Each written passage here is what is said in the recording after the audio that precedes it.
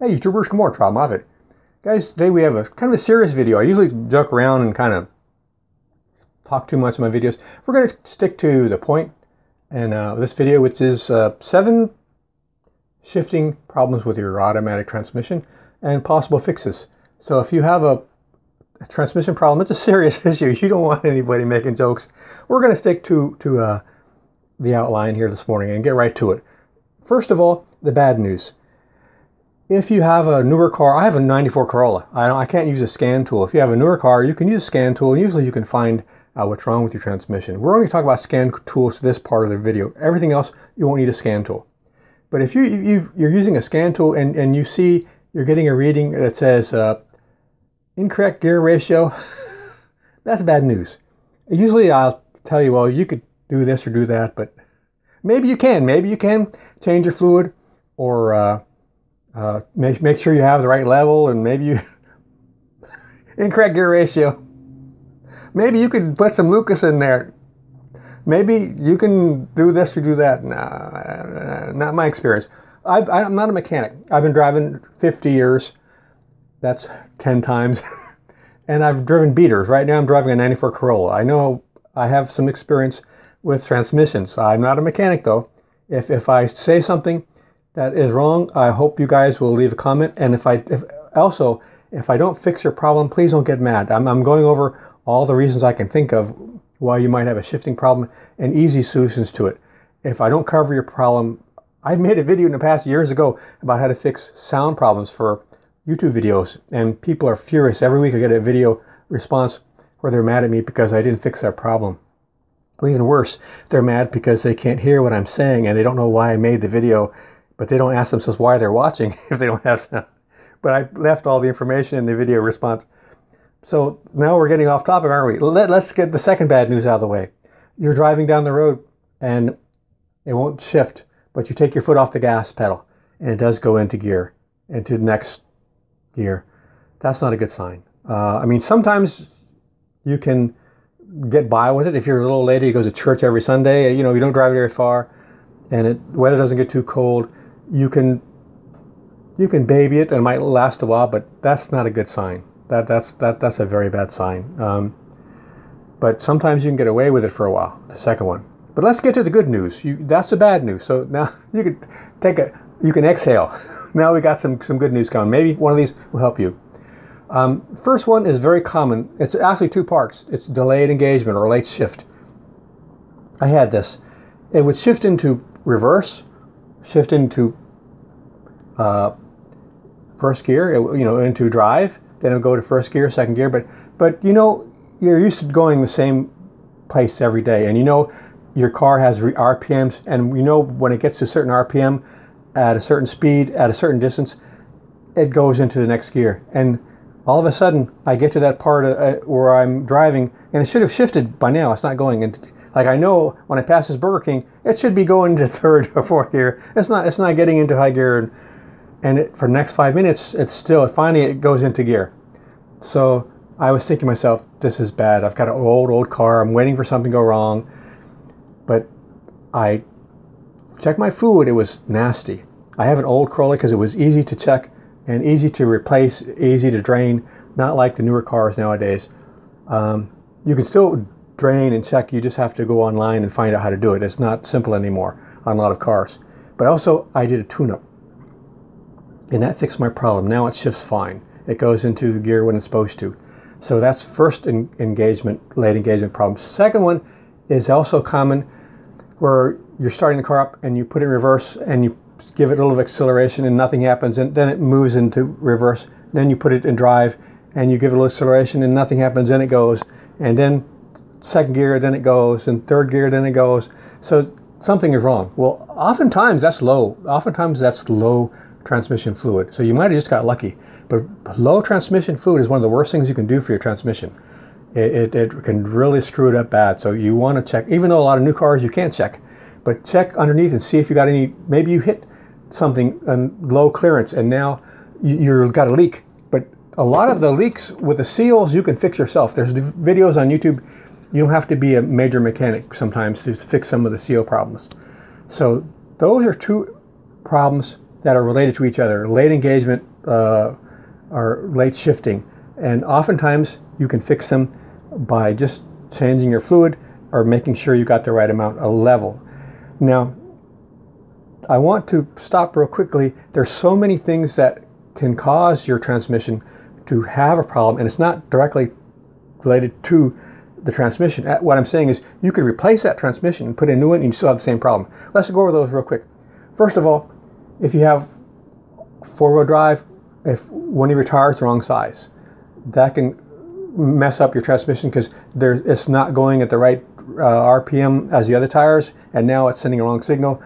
I think the transmission's gotten better, but everything hooked up to it now is so complicated, it's gotten worse. Also, you can have low tire pressure, and now it's having to work harder. That could mess up your transmission, get the wrong signals. Also, if your electrical system, your battery is messed up, or your alternator, even worse, you've got such tiny amounts of voltage needed for your transmission to do its job, and if it's off by just a tiny bit, it can give you weird signals and have a problem with your transmission. So check your alternator and your battery. You can get inexpensive electronic testing equipment to check your battery and alternator. Another one is your grounds. Years ago you had very few grounds. Now you got a lot of grounds. So where things are hooked up to your the chassis of your car and so on, if they're loose or corroded or whatever, that could be causing a problem. Believe it or not, this is a bad one. If someone has worked on your car and changed your fluid and put in the wrong fluid, that's bad. If you get the wrong fluid, that could even cause your car to stall. Like, because you got the torque converter going, and if it's got the wrong fluid, it's not working right, and all of a sudden your car shudders and it stalls on you. So you could swap out your transmission. If you got the wrong fluid, you're still going to have bad news.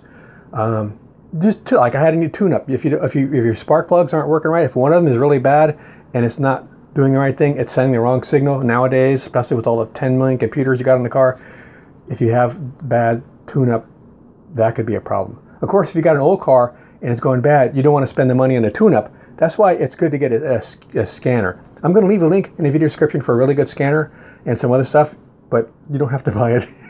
I'm we forgot I even said anything. Okay. Also, if you've added new fluid, sometimes when you add new fluid, it kind of gets stuff it loosens stuff up maybe that shouldn't have gotten loose, and now it's clogging stuff up.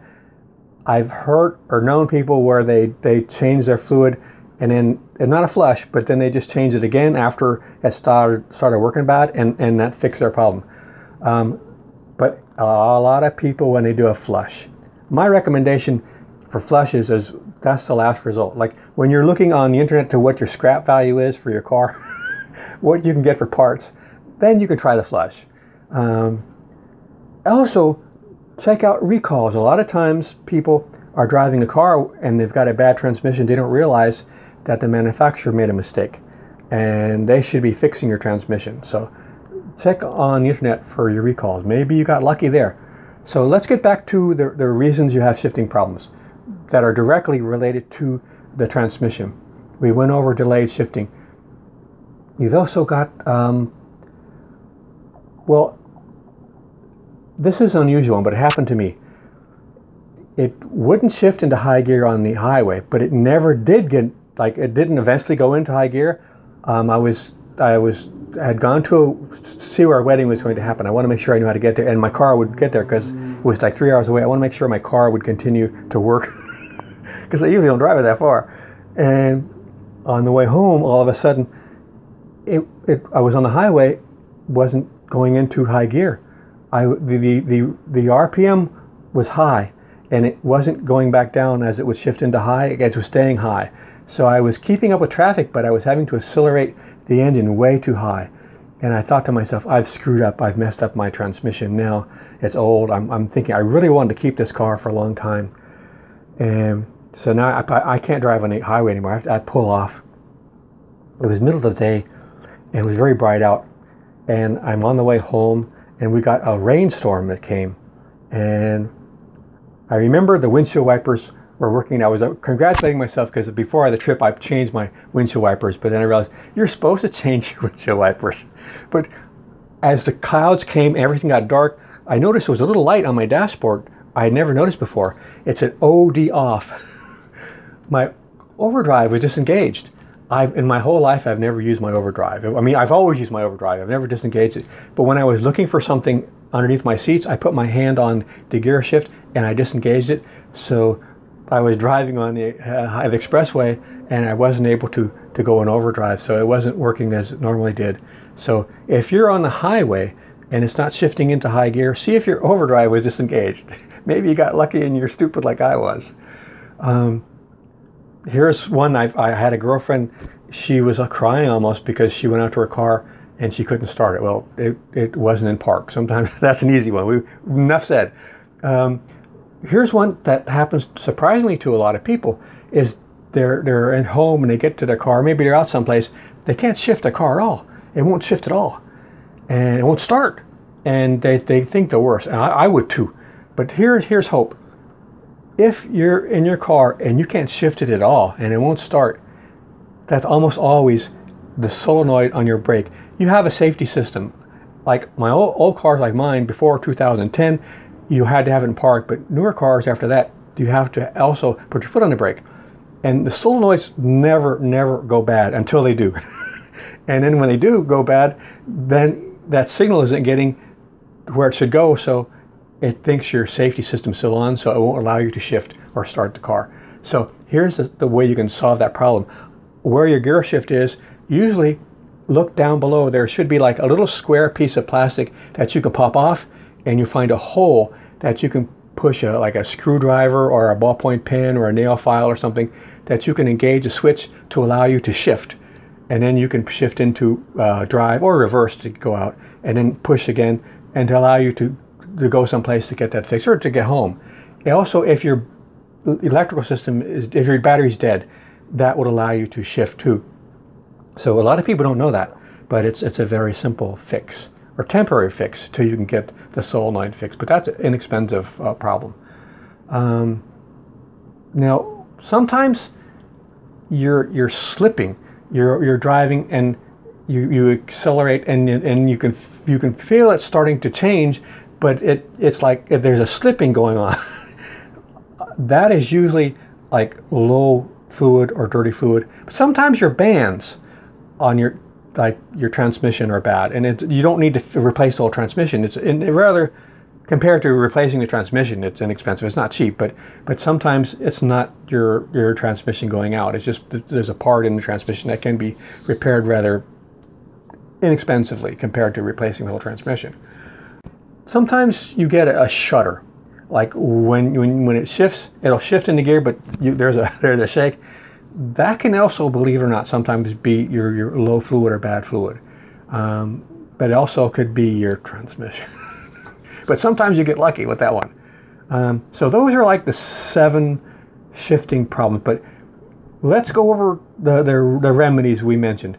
We've got check your recall, check low or dirty fluid. You can also go over all the reasons we mentioned: tires, battery, ground, and so on. You can also add a fluid. There's a Lucas transmission fix. You can get it at any auto supply store or Amazon, whatever. And a lot of people have had good luck using that on a car that they've tried everything else. That's not something you try in the beginning. Also, people have used the transmission flush, which pushes everything out with the pressure. I recommend that as a last resort, but it has helped people, and sometimes you have nothing left to lose. But you want to make sure you've checked your tune-ups and your spark plugs and your tires, all those other things we mentioned that aren't related to specifically the transmission. And also, from the very beginning, get a scan tool, because scan tool is going to tell you an awful lot. So those are most of the reasons I can think of why you have shifting problems with automatic, and some of the solutions and some of the things that are pretty much bad news. So guys, I hope this was helpful to you. I put on new videos every week. Been doing it for 14 years, got over 1,000 videos and 8 or 9 car videos. And I hope you enjoyed it and it was something helpful to you. And you come back, watch more. Take care. Good luck. See you out there.